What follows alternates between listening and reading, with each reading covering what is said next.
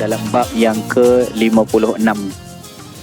Qala al-musannifu rahimahullah ta'ala wa nafa'na bihi wa bi'ulumihi fid dharaini amin. Qala babu haqqil jari, bab pada menyatakan hak jiran. Assalamualaikum warahmatullahi wabarakatuh. Alhamdulillahi rabbil alamin, wassalatu wassalamu ala asyrafil anbiya'i wal mursalin Sayyidina Muhammad wa ala alihi wa sahbihi ajma'in. Rabbana zidna ilman warzuqna fahman birahmatika ya arhamar rahimin. Allahumma faqihna fid din wa 'allimna at-ta'wil wahdina ila siratikal mustaqim. Bismillahi ma syaa Allah, la quwwata illa billahi ma syaa Allah. Kullu ni'matin min Allah ma syaa Allah, al khairu kulluhu bi yadillah ma syaa Allah. La yasrifu su'a illa Allah. Allahumma salli ala sayyidina Muhammadin tibbil qulubi wa dawaiha wa afiyatil abdan wa shifaiha wa nuril absar wa diyaiha wa ala alihi wa sahbihi wa barik wa sallim, amma ba'd. Alhamdulillah, syukur pada Allah Ta'ala dapat kita bersama-sama pada hari ini, hari Jumaat, Sayyidul Ayyam, penghulu kepada segala hari, hari raya bagi kaum muslimin, hari raya mingguan. Dapat kita beriktikaf lagi di dalam rumah Allah, duduk di dalamnya menantikan masuknya waktu salat fardu Jumaat untuk kita jalankan kewajipan syiar bagi umat Islam, iaitu untuk kita mendengarkan dua khutbah yang akan disampaikan oleh Tok Khatib dan untuk kita mengerjakan 2 rakaat daripada salat fardu Jumaat sebentar lagi. Sementara itu, sama-sama kita duduk di rumah Allah, kita dengarkan beberapa hadis Nabi SAW untuk kita ambil panduan dalam kehidupan kita. Kita sambung memanfaatkan karya ulama kita, Al-Imam Al-Bukhari radhiyallahu anhu, daripada kitab Al-Adabul Mufrad dalam bab yang ke-56. Qala al-musannifu rahimahullah ta'ala wa nafa'na bihi wa bi'ulumihi fid dharaini amin. Qala babu haqqil jari, bab pada menyatakan hak jiran.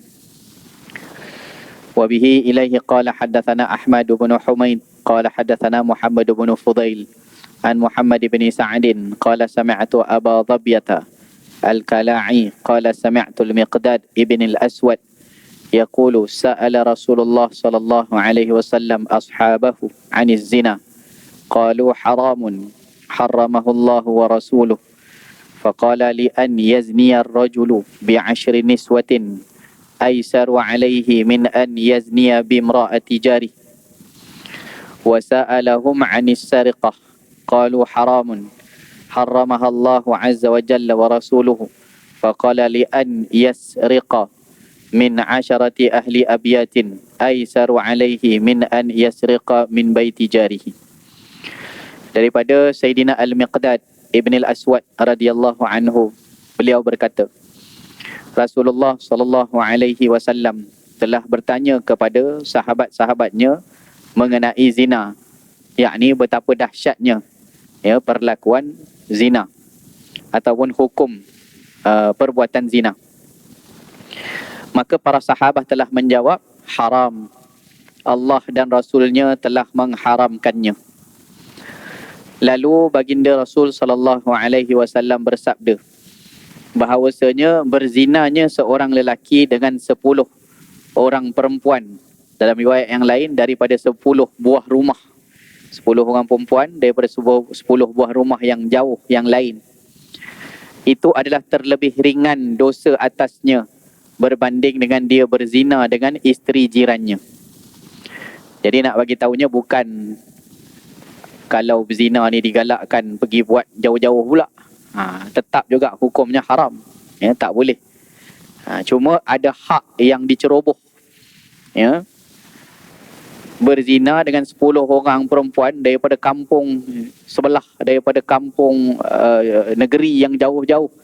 Itu dosanya lebih sikit berbanding daripada dia berzina dengan isteri jiran dia, orang paling dekat, orang sebelah. Kemudian Rasulullah SAW bertanya kepada sahabat tentang perbuatan mencuri. Para sahabat telah menjawab, haram. Allah dan Rasulnya telah mengharamkannya. Lalu Rasulullah SAW bersabda, bahawasanya kalau dia mencuri daripada 10 rumah ahli keluarganya, terlebih ringan dosanya berbanding daripada dia mencuri daripada 1 rumah jirannya. Ini hadis menunjukkan kepada kita akan hak jiran. Yang pertama adalah antara hak jiran itu adalah menjaga pandangan. Ya, sebab dia orang dekat dengan kita. Ya. Keluar masuk rumah di sebelah rumah kita, kita boleh nampak dengan mudah. Ya, jadi antara hak jiran itu adalah kita dengan jiran ni kita jaga pandangan. Ya, jaga pandangan. Sebab zina ni dia tidak akan berlaku melainkan dengan persetujuan kedua-dua pihak. Ya, dan mukaddimah kepada zina sebagaimana yang kita tahu adalah bermula daripada pandangan. Mata dulu. Mata yang melihat. Kalau pepatah Melayu kata dari mata turun ke hati. Mata melihat aurat. Kalau tak jaga pandangan, memang macam-macam benda kita boleh nampak jiran. Ya, isteri jiran, anak dara jiran, macam-macam boleh nampak. Ya, dia orang yang dekat. Jadi mukaddimah kepada dalam Quran pun disebut la taqrabuz zina, kan? Jangan kau hampiri zina. Maknanya antara haknya tu adalah menjaga kepada pandangan. Dan zina tidak akan berlaku melainkan dengan persetujuan. Maknanya kedua-dua pihak. Bertepuk sebelah tangan tak jadi. Dia mesti kedua-duanya. Ya. Jadi bermula memberikan hak jiran itu dengan kita menjaga pandangan. Menjaga kepada perkara-perkara yang menjadi mukaddimah kepada perbuatan tersebut. Hari ini ramai orang yang mengikut hawa nafsu, ya, tanpa melihat hak-hak yang perlu dijaga. Kadang-kadang ialah kita tengok macam-macam kes, kan, orang-orang gila seks merata-rata, ya, yang datang mencuri. Ada pernah kes satu taman tu, pernah dia bagi tahu kes kecurian masuk, hatta dah gated masuk juga orang mencuri di taman tu. Tapi apa benda yang dicuri? Kalau orang dulu curi benda-benda yang boleh buat jual. Kasut mahal-mahal dekat rak kasut, tinggal dekat luar. Sport rim kereta, kau tengok kereta sadai lama parking depan rumah. Macam tuan rumah pergi overseas je ni, tengok lama tinggal kereta ni. Curi benda-benda yang boleh dijual. Tapi ada kes masuk, pecah rumah, 5-6 rumah masuk. Apa yang dicurinya? Seluar dalam dengan baju dalam. Itu orang yang putus wayar dia. Dicuri di ampaian. Salah satu perkara yang menjadi hak patut dijaga, yang tadi kita cerita apa? Jiran ni kena tunduk pandangan, orang sidai baju. Kita sendiri pun pertama-tamanya tuan-tuan kena jaga hak barang-barang dalam isteri kita, anak-anak kita. Sidai tu pun kena tengok-tengok juga. Kalau boleh disidai di tempat yang agak tertutup sikit, di belakang rumah kita yang tak dilihat mudah oleh orang lain. Itu salah satu cara untuk kita jaga sebenarnya. Ya, untuk kita jaga keluarga kita. Jiran kita tak tahu. Ya, kita tak tahu. Kalau tidak berlaku kes-kes yang macam itu. Ada orang curi seluar dalam orang, baju dalam orang. Pelik apa yang dibuat.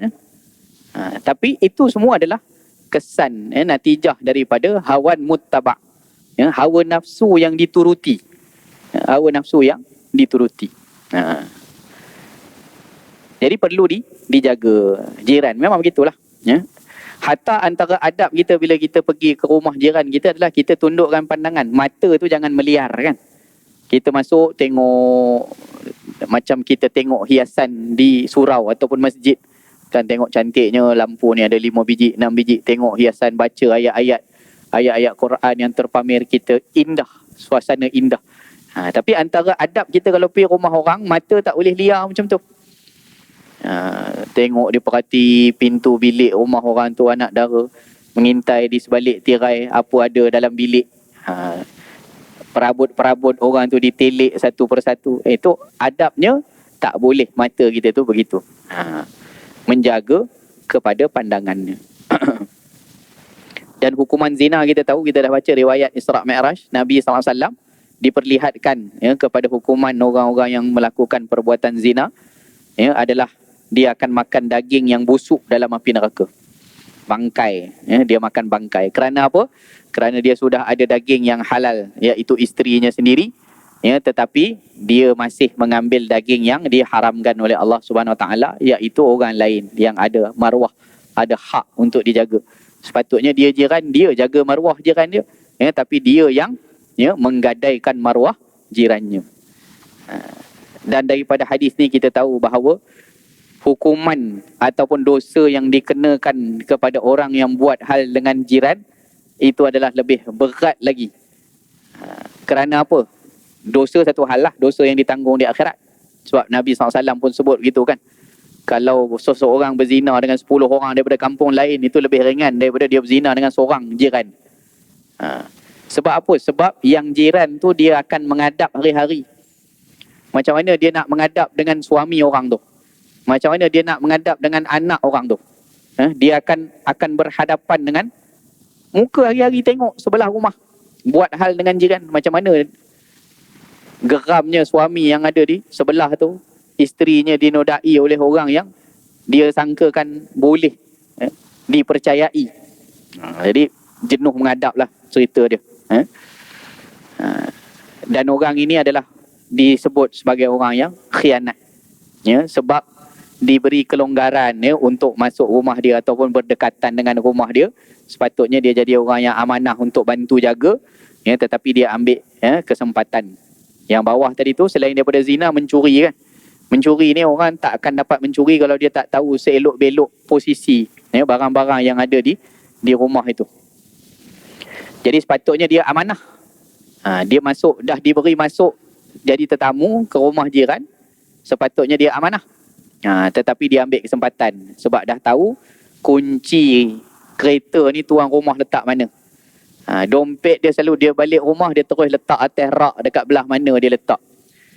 Jadi bila lalai sedikit tuan rumah tadi tu, dia mencuri daripada rumah jiran dia. Dosanya lebih besar lagi daripada dia mencuri nun di kampung yang lebih jauh. Sebab apa? Sebab dia khianat.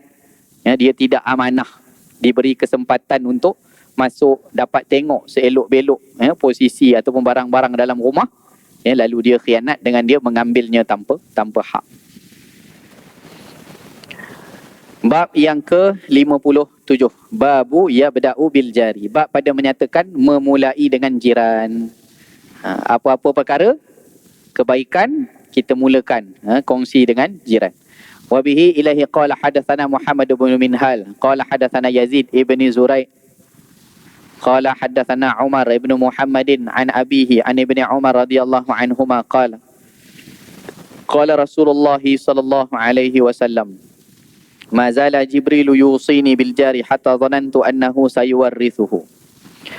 Wa bihi ilaihi qala hadatsana Muhammad bin Salam qala akhbarana Sufyan bin Uyainah an Dawud ibn Shabur an Abi Ismail an Mujahid an Abdullah ibn Amr annahu dhubihat lahu syatun faja'ala yaqulu li ghulamihi ahdaita li jarina al-yahudi sami'tu Rasulullah sallallahu alaihi wasallam yaqul ma zala Jibril yusini bil jari hatta dhanantu annahu sayuwarrithuhu. Daripada Ibnu Umar radhiyallahu anhuma, dia berkata, telah bersabda Rasulullah sallallahu alaihi wasallam, sentiasa Jibril itu berpesan kepadaku tentang hak jiran, sehingga aku menyangka bahawa Jibril akan memberikan hak waris kepada jirannya, akan menurunkan wahyu. Ni sebab selalu sangat Jibril pesan suruh buat baik dengan jiran, jaga jiran, bagi hak jiran, sampai aku sangka, kata Nabi, agak-agaknya lepas ni turun wahyu kot, kata jiran ni menjadi macam keluarga dah. Keluarga ni boleh dapat pewarisan. Jiran tak ada lah, dia tak ada kena-mengena pertalian darah dengan kita, tak adalah dapat warisan. Tapi punyalah Jibril ni selalu sangat pesan dengan Nabi SAW tentang buat baik, berikan hak jiran. Sampai macam tu lah, agak-agaknya rapat betul jiran ni, sampai boleh dapat hak waris. Tapi tidaklah dapat kan. Nak bagi tahu rapatnya. Daripada Abdullah ibn Amr radhiyallahu anhuma bahawasanya telah disembelih seekor kambing untuknya. Lalu dia berkata kepada pembantunya, dah sembelih seekor kambing, perkara pertama yang dia tanya, ni tengok bab ni, Imam Bukhari kata ya beda bil jar, mulakan ada kebaikan yang kita dapat, mulakan perkongsiannya dengan jiran. Jadi ada disembelih seekor kambing, dia tanya dulu pada pembantu dia, sudahkah engkau berikan kepada jiran kita orang Yahudi tu? Sudahkah engkau berikan kepada jiran kita orang Yahudi tu? 2-3 kali dia tanya. Ya. Sebab apa dia tanya ni? Tak apalah, tenang-tenang sajalah. Kita nak makan ke, kita nak apa, perhabiskan dulu. Pembantu dia pun pelik. Sembelih-sembelih jiran dulu pula yang dia beria-iakannya. Dah lah jiran Yahudi pula tu. Bukan orang Islam, jiran dia orang Yahudi. Dah bagi belum dekat Yahudi tu? Dah bagi belum? Banyak kali dia tanya. Ya. Jadi kenapa tu? Kerana kata Sayyidina Abdullah bin Amr, aku telah mendengar Rasulullah sallallahu alaihi wasallam bersabda, sentiasalah Jibril itu berpesan kepadaku tentang hak jiran, sehingga aku menyangka bahawa Jibril akan memberikan hak waris kepada jiran. Jadi sebab daripada hadis Nabi SAW tadi, terkesan dia dalam kehidupan dia. Dia aplikasi apa yang didengar daripada Nabi SAW. Pasal Jibril suka sangat pesan pada Nabi tentang hak jiran, aku pula dapat hadis tu, dengar sendiri daripada mulut Nabi, yang Jibril cerita kepada, yang Nabi cerita bahawa Jibril sering cerita pada Nabi. Jadi status aku, apa yang patut aku lakukan adalah aku beramal dengan apa yang disebut oleh Nabi SAW. Bila dia selalu pesan dah buat baik belum, dah buat baik belum dengan jiran, akulah di mana posisi aku untuk aku buat baik dengan jiran. Maka ada perkara-perkara yang boleh dikongsi, dijamu, ya, maka dia memulakannya dengan jiran. Dan di sini ya, galakkan ya untuk kita ni berpesan kepada ahli keluarga kita ataupun pembantu kita ataupun pekerja kita untuk berbuat baik dengan jiran. Bukan yang baik dengan jiran tu kita seorang saja. Jadi biar hubungan baik itu juga ya, baik dengan sesama ahli keluarga kita. Sayyidina Abdullah bin Amr pesan hatta kepada orang gaji dia, khadim dia, pembantu dia, pesan kan, pergi bagi dekat orang sebelah tu. Maknanya membina hubungan yang baik dengan jiran. Elok kita pesan juga pada ahli keluarga kita. Kalau tak, susah juga. Kita je yang baik dengan jiran, isteri kita bergaduh, anak-anak kita bergaduh, susah juga ya. Jadi biar satu keluarga, sama-sama keluarga baik dengan jiran-jiran. Antara hak jiran ni juga, kita ada anak-anak kecil lah. Ada sesetengah tempat tu ya, masih lagi orang yang sibuk-sibuk bekerja, muda-muda ni banyak anak-anak kecil. Jadi kadang-kadang tu antara hak dia adalah mereka ni sering bermain dan sebagainya. Ya, diberi pendidikan yang baik ya kepada anak sendiri dan juga kepada anak-anak jiran. Kalau perlu ditegur dengan cara yang baik. Kalau perlu, apabila lihat mereka bermain bersama contohnya, kita nak bagi sesuatu pada anak kita, jangan lupa juga bahagian daripada anak-anak jiran. Ada jajan ke apa benda kita bagi ke anak kita, anak kita gagah pergi bawa dekat rumah jiran di sebelah main. Orang sebelah dah terliur dia tengok. Jadi kalau nak dibagi, bagi sama-sama sekali. Kalau tak dibagi, pesan pada anak kita, makan dalam rumah ni, jangan bawa keluar tunjuk dekat kawan-kawan, lepas tu kamu tak bagi sama kongsi.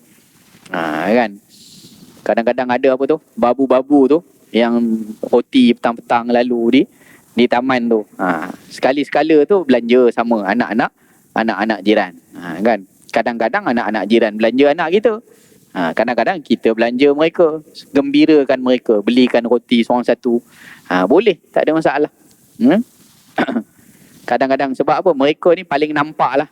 Paling nampak. Bila paling nampak tu, adab kita tu kita raikan. Kita bawa balik buah, buah tembikar besar 3-4 biji kita bawa balik. Bukan jiran kita tak nampak duduk dalam plastik besar.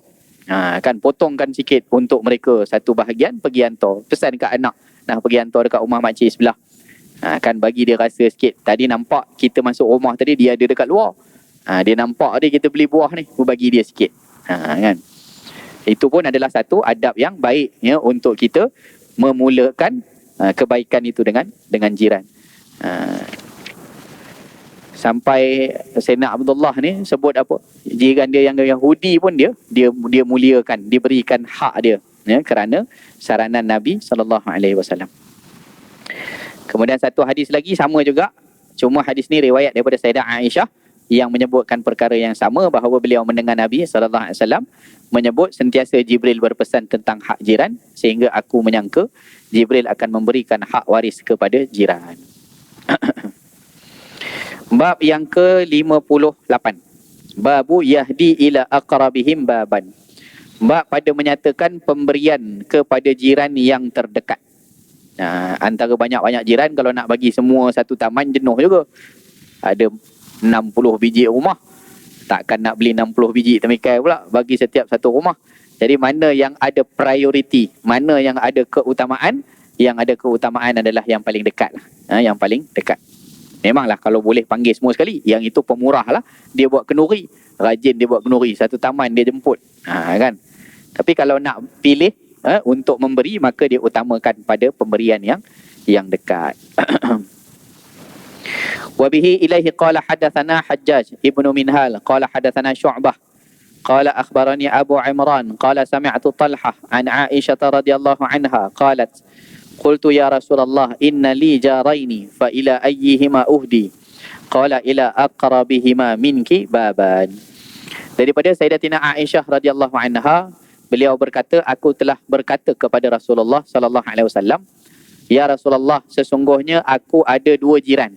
Biasalah kita ada belah kanan, ada belah kiri kan. Sayyidah Aisyah kata, aku ada dua jiran ni. Maka kepada siapakah antara keduanya yang perlu aku berikan hadiah? Rasulullah sallallahu alaihi wasallam bersabda, kepada jiran yang pintu rumahnya paling dekat denganmu. Pintu rumah dia. Kalau macam rumah saya, ada sliding door panjang, tempat nak bawa masuk barang, jangan buka pun sliding door. Kemudian ada pintu kayu sebiji. Rumah sebelah saya tu pula, pintu kayu dia tu sebelah pintu kayu saya, dipisahkan dengan pagar je lah. Kan, yang rumah sini pintu kayu dia belah sana, sebelah dengan rumah yang sebelah tu. Jadi yang paling dekat dengan saya adalah pintu orang sini lah. Saya keluar tu, pintu orang belah kiri saya yang paling dekat berbanding dengan orang belah kanan saya. Jadi pada bab keutamaan, ikut hadis Nabi sallallahu alaihi wasallam ni, utamakan yang pintunya paling dekat. Pasal apa? Kita keluar masuk tu dia nampak. Barang-barang kita bawa balik, kita beli, ya, bau ayam panggang, kotak pizza besar-besar tu dia nampak kita bawa balik. Bagilah 1-2 slice. Kalau bawa tak tanya boleh tahan lagi. Bawa ditanya pula, beli pizza bang? Beli pizza. Dah tanya tu faham lah. Bagilah sikit, sepotong 2. Anak dia pula tarik-tarik baju dia pula. Abah, kita dah 5 bulan tak makan pizza. Sedapnya bau pizza tu, kita takkan nak dengar saja. Kan, bagi sikit. Ataupun kita dah beli tu 2-3 stack, 2-3 kotak tu, ambil 1 kotak tu, bagi pada orang sebelah yang paling dekat. Pasal dia paling nampak. Yang jauh tak berapa nampak. Kan, yang jauh kita bolehlah juga bagi jiran yang jauh tu. Tapi pada bab keutamaan, kita bagi yang paling dekat. Tengok sampai macam ni Nabi SAW ajarkan kita kan perkara adab. Kan, perkara adab. Terlebih-lebih lagi apabila memang jiran yang lapar, yang itu 2 kali lah. Bagi makan pada jiran, satu benda dah, pahala besar. Bagi makan pada jiran yang kelaparan, itu lagi besar pahala dia. Kan, jiran orang susah, kita bagi makan, lagi besar pahala dia. Kita sedekah, pergi cari sedekah jauh-jauh sedekah. Rupa-rupanya jiran tak makan. Kan, yang itu lebih-lebih malang lagi lah. Maknanya orang tak pernah peduli akan kejiranan dia. Ada jiran yang seminggu dah tak makan. Kita mencari-cari tempat nak bersedekah. Itu tak boleh tidak mempedulikan keadaan jiran. Wa bihi ilaihi qala hadatsana Muhammad bin Bashar qala hadatsana Muhammad bin Ja'far qala hadatsana Syu'bah an Abi Imran al-Jawni an Talhah bin Abdullah rajulun min Bani Taim ibn Murrah an Aisyah radhiyallahu anha qalat qultu ya Rasulullah inna li jaraini fa ila ayyihima uhdi qala ila aqrabihima min kibaban. Hadis yang sama daripada riwayat Sayyidina Aisyah radhiyallahu anha. Aku berkata kepada Nabi sallallahu alaihi wasallam, aku berkata kepada Nabi, ya Rasulullah, sesungguhnya aku ada 2 jiran, kepada siapa yang perlu aku beri hadiah? Nabi SAW bersabda, kepada jiran yang pintu rumahnya paling dekat denganmu. Dan kerana apa? Yang paling dekat kita kena bagi keutamaan, pasal yang paling senang kita nak minta tolong, itu yang paling dekat. Pintu yang paling senang kita minta tolong dengan pintu yang jauh. Pintu jauh kita jerit, mungkin dia tak dengar. Kan pintu yang paling dekat dengan rumah kita ni, kalau ada berlaku apa-apa di rumah kita contohnya, kalau kita jerit minta tolong pun, dialah yang paling dekat, paling cepat boleh sampai ke rumah kita untuk tolong. Kan sebab tu dia diberi keutamaan. Bayangkan kalau yang paling dekat punya pintu tu pun dia buat hal, kan, bergaduh dengan jiran. Apa-apa dijerit minta tolong daripada dalam rumah, jiran tu mungkin dengar. Tak payahlah, dia pun selalu bohong kita je, asyik buat hal je. Agaknya ada lah tu, biarkanlah, hai masing-masing lah, tak ambil tahu. Kan, tapi kalau apa-apa hal, jiran akan lebih mudah, yang pintunya paling dekat dengan kita.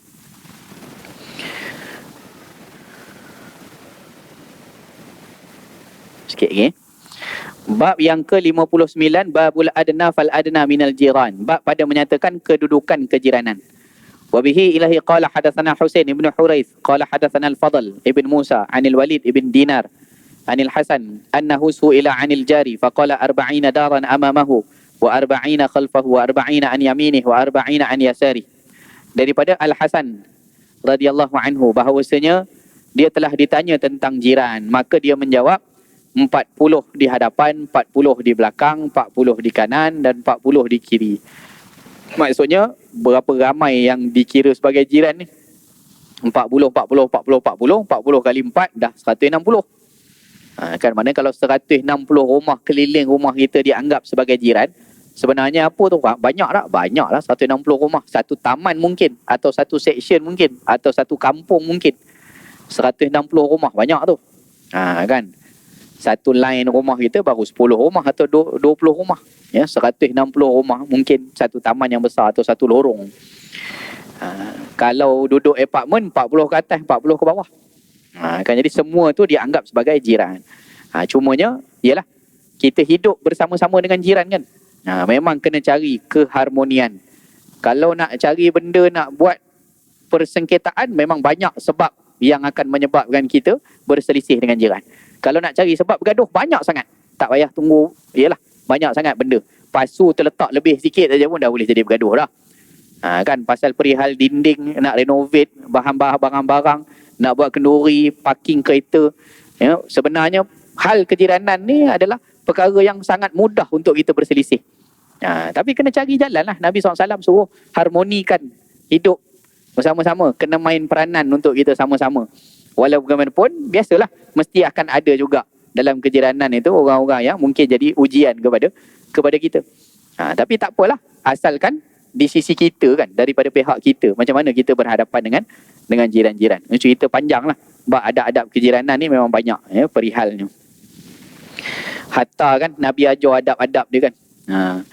Nak renovate rumah pun, nak naik 2 tingkat, kalau semua orang setingkat, kita nak naik 2 tingkat pun kena minta izin dulu. Mana kita tahu cahayanya asal-asal masuk ke rumah orang tu, tapi sebab kita naik rumah 2 tingkat, orang sebelah dah tak dapat lagi cahaya yang sebelum ni dia dapat. Ya, anginnya macam mana? Sepatutnya dia boleh dapat angin, tapi sebab kita buat tembok di situ, angin tak lalu dah ke rumah dia. Jadi tetap kena ada perbincangan, tetap kena ada keizinan. Memang yang paling bebas sekali kita buat rumah kat kampung kita lah, dalam hutan celah-celah. Buatlah besar mana pun, tak ada ganggu siapa-siapa. Ya, itu akan menjadikan keharmonian. Ya, tapi kalau hidup dengan orang lain ni, kita hidup atas dasar keharmonian bersama-sama. Maka perlu banyak hati-hati yang perlu dijaga kan. Kadang-kadang kita jaga hati orang jiran pula tak jaga hati kita. Tak apalah, yang akan menjawab di hadapan Allah Ta'ala tu kan masing-masing. Kita apabila ditanya nanti di hadapan Allah Ta'ala, bagaimana kamu memperlakukan terhadap jiran kamu, aku telah jalankan, aku berikan hak dia. Tapi dia tidak berikan hak aku. Selesai, dia ditanya pula kenapa dia tak memberikan hak jiran dia. Kan kita, yang penting kita dengan Allah Ta'ala, kita dah selesai part kita. Part jiran itu tanggungan masing-masing lah. Paling baik sekali kalau kita boleh memaafkan. Itu paling baik, tapi pasti bukan suatu perkara yang mudah kan? Jadi jiran tadi luas ya. Luas, kampung tu jiran. Dalam kitab Syairul Salikin disebut adab sekampung. Adab sekampung tu adab berjiran. Jiran digunakan kataan sekampung. Wa bihi ilaihi qala haddatsana Bishr bin Muhammadin qala akhbarana Abdullah qala akhbarana Ikrimah ibnu Ammar qala haddatsana Alqamah ibni Bajalah ibn Zaid qala sami'tu Abu Hurairah radhiyallahu anhu qala la yabda'u bi jarihi al-aqsa qabla al-adna walakin yabda'u bil adna qabla al-aqsa. Daripada Sayyidina Abi Hurairah radhiyallahu anhu berkata, janganlah engkau memulakan dengan jiran yang paling jauh sebelum jiran yang paling dekat, akan tetapi mulailah dengan yang paling dekat sebelum yang paling jauh. Jadi kita perhati yang dekat-dekat dahulu, barulah ditengok yang jauh-jauh. Tengok satu bab lagi. Bab yang ke-60, babu man aghlaqal bab 'alal jar. Bab pada menyatakan sesiapa yang menutup pintu terhadap jirannya. Wa bihi ilahi qala hadatsana Malik bin Ismail qala hadatsana Abdus Salam an Laits an Nafi' an Ibnu Umar radhiyallahu anhuma qala laqad ata 'alaina zaman aw qala hin wa ma ahadun ahaqqu bi dinarihi wa dirhamihi min akhihi al-muslim thumma al-an ad-dinar wad dirham ahabbu ila ahadina min akhihi al-muslim.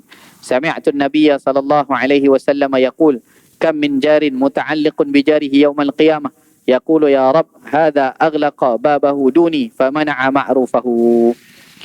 Daripada Ibnu Umar radhiyallahu anhuma, dia berkata, sungguh telah datang ke atas kami satu zaman, ataupun dia perawi berkata suatu masa, tidak seorang pun terlebih berhak terhadap dinarnya dan dirhamnya daripada saudaranya sesama Muslim. Pada zaman itu, kata Ibnu Umar, pernah kami lalu satu zaman, dinar, dirham, emas, perak ni bagi mereka yang menjadi keutamaan berhak untuk yang mendapatkannya itu adalah sama-sama Muslim. Maknanya melihat kondisi orang sesama Muslim yang susah. Kemudian sekarang dinar dan dirham lebih dicintai kepada salah seorang di antara kita daripada saudaranya sesama Muslim. Zaman dulu tu orang kata apa? Susah sama susah, senang sama senang. Zaman sekarang ni kalau senang, kalau susah kamu susah sendiri, kalau senang aku nak sama. Itu zaman dia. Dinar dirham tu, ataupun kita boleh kata mudahnya zaman materialistik lah sekarang. Kan orang tengok material saja, orang tak jaga dah hubungan.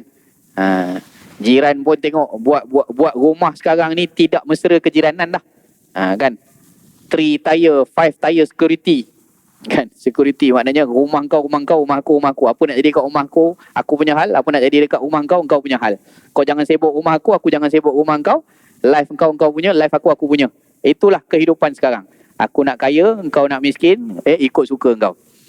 Jadi Ibnu Umar cakap zaman dia pun dah macam tu dah. Zaman dia pun dah macam tu. Kami lalui satu zaman dulu tu. Zaman ini dilalui, dinar dirham itu lebih dicintai kepada salah seorang di antara kita daripada saudaranya sesama Muslim. Payah sangat nak bertolak ansur jiran pun. Kan. Kalau kita bayangkan kan, semua orang Islam kan nanti akan berjiran dalam syurga. Syurga tu kan tempat yang tidak ada langsung perkara negatif dan perkara yang menyedihkan, merunsingkan, menyusahkan. Tak ada. Jadi kenapa tidak kita syurgakan dahulu dunia kita? Kita berjiran dengan sesama Muslim, kan patut kita senangkan mereka, mereka senangkan kita. Nanti dalam syurga kan, orang Islam kan semua masuk syurga. Ahli qiblah, man qala la ilaha illallah dakhala al-jannah kan. Siapa yang mengucap la ilaha illallah masuk syurga. Kita semua ni ahli syurga belaka insya-Allah. Semua akan berjiran dalam syurga nanti. Tapi kenapa di dunia jadi bermusuhan? Kan jadi bermusuhan. Pantang ada sikit benda kita cari salah, ya. Aku telah mendengar Nabi SAW bersabda, berapa ramai jiran yang nantinya bergaitan dengan jirannya pada hari kiamat. Jadi sebab ni, jiran pun boleh jadi sebab seseorang lambat masuk syurga. Dia tarik bergantung dia. Pasal apa bergantung ni? Dia berkata, wahai Tuhanku, orang ini telah menutup pintunya terhadapku, maka dia telah menghalangi kebaikannya terhadap dirinya. Dulu aku susah, dia tak peduli langsung. Akan aku minta tolong, dia dengan material dia sajalah. Dia dengan dinar dirham dia sajalah. Aku ni tengok saja, dia pakai kereta kaya-kaya tukar, aku ni duk kayuh bersika, rosak-rosak, tayar tercabut-cabut. Dia boleh dan tengok saja. Langsung tak bantu aku. Bila aku datang, dia tutup pintu dia. Di hari akhirat kelak, jiran tadi menuntut di hadapan Allah Ta'ala. Bergayut dia. Bergayut. Ada orang tu nak masuk syurga, ditarik dia orang. Nanti dulu, kamu tak tunaikan lagi hak kamu. Dulu dekat dunia dulu, kamu biarkan saja aku melihat tanpa kamu membantu aku, ataupun kamu menutup pintu kan. Dia halang diri dia daripada buat baik pada orang, ya? Dan maknanya sebenarnya dia telah menghalang kebaikan untuk diri dia sendiri. Dia tak bagi pada orang bantuan kebaikan, maka dia telah menghalang ya, kebaikan untuk diri dia sendiri, lambat masuk syurga. Ahli syurga juga pasal orang Islam.